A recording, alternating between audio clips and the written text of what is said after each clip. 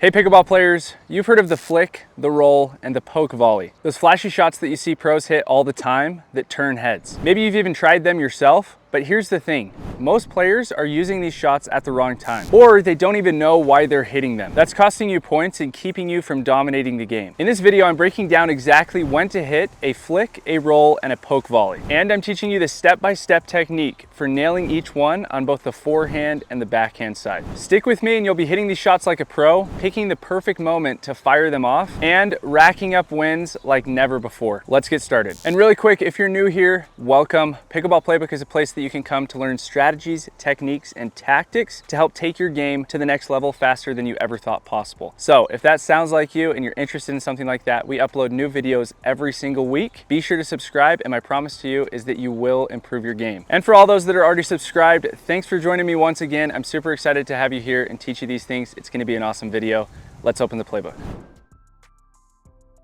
Okay, we're gonna start by teaching you the technique behind the roll volley. So the roll volley utilizes a lot of arm, and we're actually hinging from our shoulder in order to hit this shot on both the forehand and the backhand side. The other volleys that we'll talk about are a lot of wrist and a lot of tiny motions. These are large motions. We're utilizing the entire arm, trying to create as much spin as possible and get the ball deep. So basically the way that it works, starting with the forehand side, is I'm starting low, okay? I want to point the outside edge of my paddle tip downwards towards the ground. And then from here, I'm gonna go outwards and more so upwards, but both outwards and upwards with more upwards motion to create topspin. Lifting from the shoulder and then bending at the elbow. And I'm finishing on my dominant side. So it's just a brush up that back side of the ball. Specifically, you're hitting the back bottom side of the ball and your paddle face is finishing pointing upwards after you've hit the shot. A lot of players, where they go wrong and why they're so inconsistent is that they're trying to brush over the ball like this and they finish with that paddle face down. What this causes you to hit so many balls into the net. Instead, we're going for more spin and we're trying to get that ball deep into the court. And so because of this, we're finishing with that paddle face pointed upwards, and we're just simply lifting through the shot. So think about a sideways, a car that's fallen over, and we have a sideways windshield wiper. That's what the motion is, lifting from that shoulder. Okay, so that's the forehand side, and we're always finishing on that dominant side, no matter where we're hitting to on the court. If I want to hit the ball cross court, I'm just simply changing the angle at which I'm hitting the ball and the point of contact. The further out in front you contact the ball, the further cross court you're gonna hit the ball. The further behind you contact the ball, the further inside out you're gonna hit the ball to, or further down the line. So if I wanna go cross court, I catch it more so out in front of me, but I'm still finishing with an open paddle face. I'm just hitting that ball out in front of me. It's just that quick brush motion. And then I lift and relax and let myself bend to the elbow. On the backhand side, we're doing the same exact thing, but it's gonna be different dependent on where we're hitting the ball to. So if I'm hitting the ball down the line, I'm gonna finish on my non-dominant side with that motion. And notice I am lifting from my shoulder and I don't have any bend going on. I'm not flicking through the ball like I do on my forehand side. It's a straight arm all the way through, and I'm just lifting outwards and upwards. Okay, notice I finish with that same open paddle face. I'm hitting the back bottom side of the ball, generating all that spin. I'm just simply brushing up that ball. If I want to hit the ball cross court, I'm going to finish with my paddle face pointing cross court.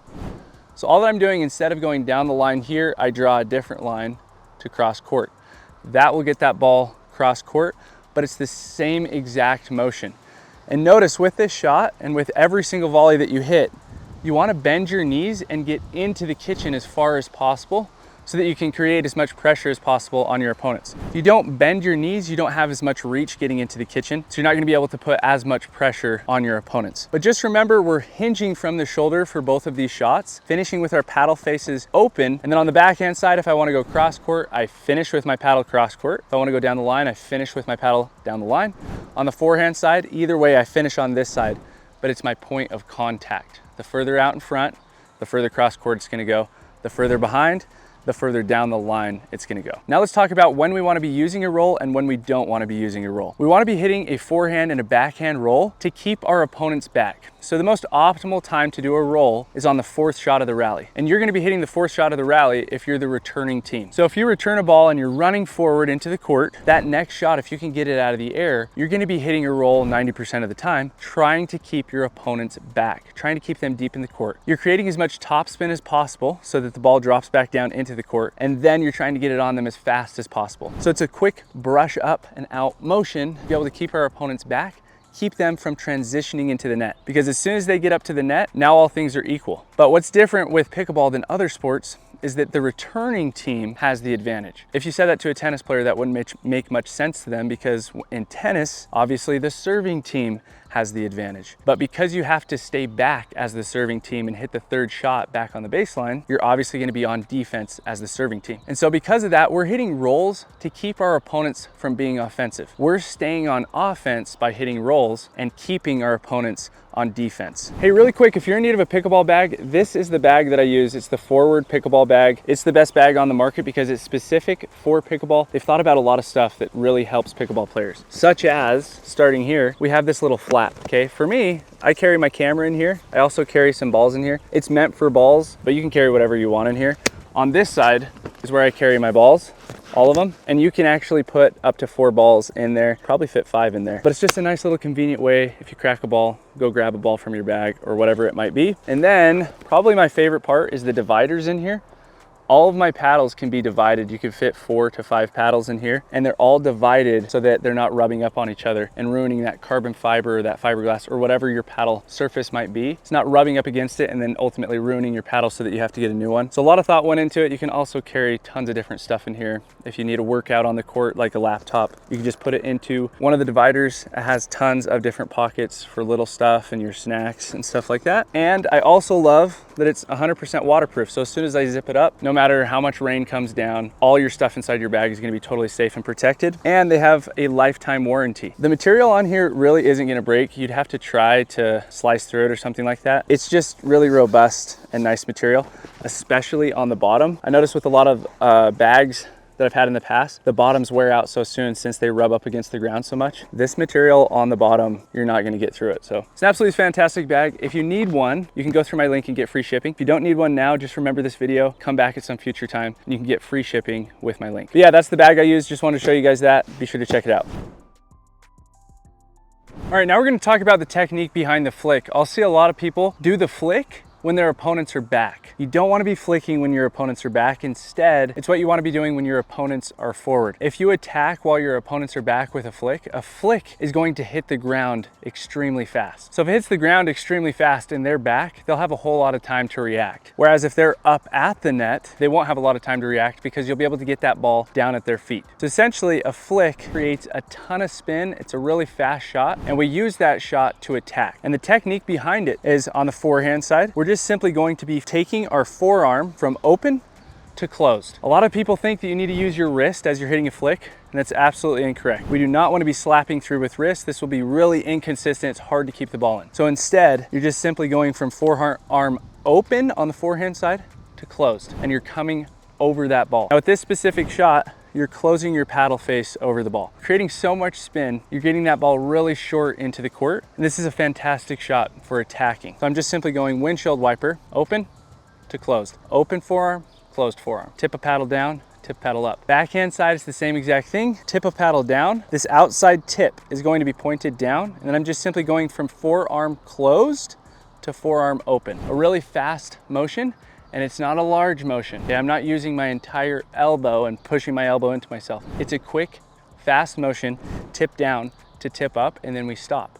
If you go beyond that point, you're gonna hurt your wrist. Okay, so here to here, and then you're relaxed and push that elbow downwards. Finish with your elbow down. It's a simple windshield wiper, tip down to tip up, but I finish with my elbow pointed down, and it starts with my elbow pointed outwards. If you stop there, your wrist is gonna be completely fine. You're gonna hit some wicked shots and get them on your opponents fast. If you go beyond that point, you can really hurt yourself, and also your ball is gonna be absolutely wild. We need to stay in control. So the best way to do that is to remember elbow out, elbow down. That's literally what the motion is. We're not lifting like we would with a roll. We're just simply going all forearm from that position, and we're flicking the ball and then stopping. Don't go beyond that point. Next is when we're gonna be hitting this shot. So like I mentioned before, it's when all opponents are up at the net, or at least close to the net. Even if they're at mid-court, you can hit a nasty flick at their feet. But if they're back on the baseline, you can't find their feet. So what you're gonna be doing is hitting this shot whenever your opponents are close up to the net, so that you can apply pressure and attack, specifically getting that ball low on them. What's great about this shot is that since it has so much spin, you can attack from way beneath the net with this shot. Whereas with a roll, it's gonna be a whole lot more difficult to attack. A roll shot is way more so a defensive shot, or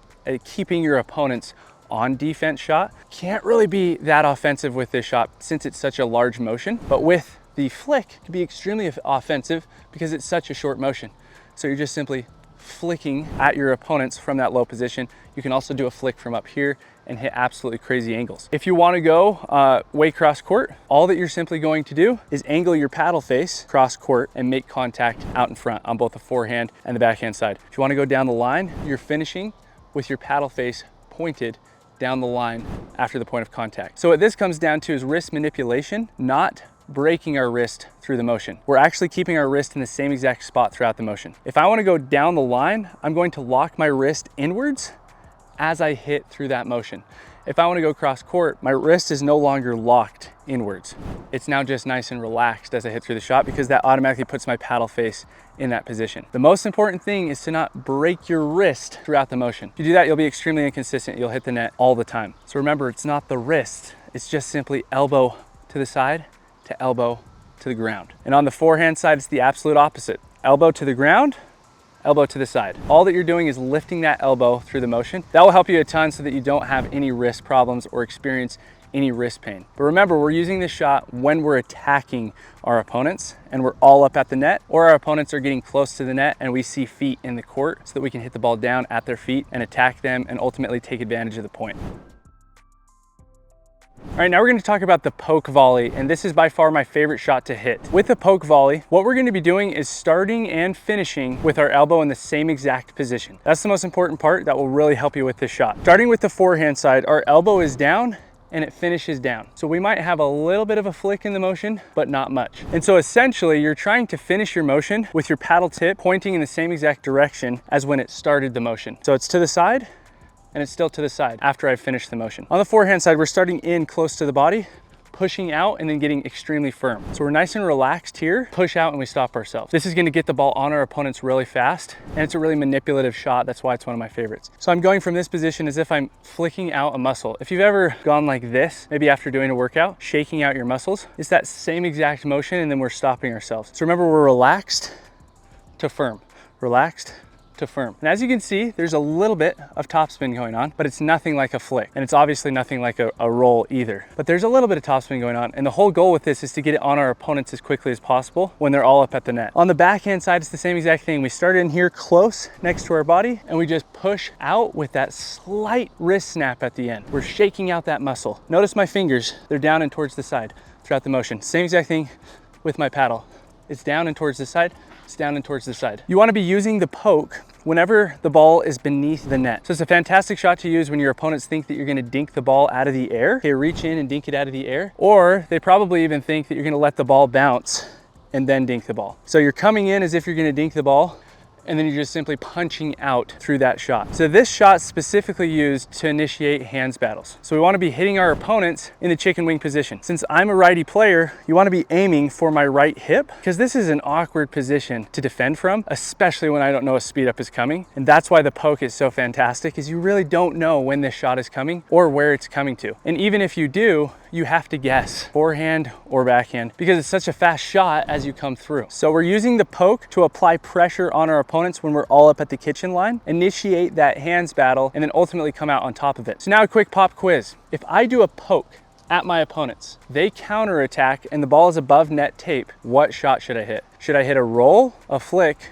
or another poke? Now obviously nobody said roll, because we only hit rolls when our opponents are back on the baseline. But with a flick, that could be a possibility, and so could a poke. But the reason that a flick is the better possibility when the ball is above the net is because we can get that ball down with tons of topspin at their feet and finish the point. If instead we do a poke from this position, we're just hitting the ball fast at our opponents, and we're not getting that ball to travel back down at their feet. So that's the situation in which you want to use a flick in comparison to a poke. Now, another quiz: if our opponents are both at mid-court, do we want to hit a roll, a poke, or a flick? If we poke the ball and they're at mid-court, they're gonna have a ton of time to react, and a poke isn't dropping down into the court. So obviously that's not the answer. Now, if we hit a roll, that's a little bit more risky. The reason because their feet are inside the court. They're at mid-court and they're coming into the court. They're not back at the baseline. So if I try to hit a roll, that ball, chances are, is gonna be slightly high. They can attack it, and now we're automatically on defense. So if our opponents are at mid-court, ding, ding, ding, we're gonna be hitting, majority of the time, an attack with a flick. That's gonna get the ball down at our opponent's feet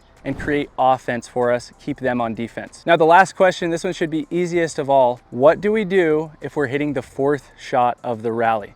A flick, a poke, or a roll? You're obviously gonna be hitting a roll because we hit rolls to keep our opponents back when their feet aren't in the court. Now, here are the 3 key things that you need to remember in order to execute this successfully out on the court. First of all, if our opponents are behind the baseline, we're hitting a roll. If our opponents are inside the court or we have an attackable ball above the net, we're hitting a flick majority of the time. If our opponents are all up at the kitchen line, we're going to be hitting a poke, specifically shots that are below the net tape. But it's not a one-size-fits-all with that last scenario. Specifically with the poke, we can also hit a poke when the ball is above the net tape. If that's more comfortable for you, you can absolutely do that. The only problem is that it's harder to get the ball down at our opponent's feet because we don't have as much spin on the ball. Whereas with the flick, we're getting tons of spin. So that's why I err on the side of flick if it's above the net tape. It helps keep it really simple. But if you are to poke it, you also need to practice getting that paddle face further down when the ball is high. So stick with the flick for now, but then when you get out and you perfect these shots, you can start experimenting with a poke that's above the net and experimenting with getting that paddle face downwards for balls that are above the net and keeping it kind of flush/open when balls are beneath the net. Anyways, it's over 100 degrees here, so it is super hot. I actually film in the afternoons because that's when there's no people out on the court. So I hope that you guys appreciate this content. I really love doing this content, but it would mean the world to me if you could subscribe if you're not already subscribed, and you can see more content just like this. If you want to continue improving your pickleball game,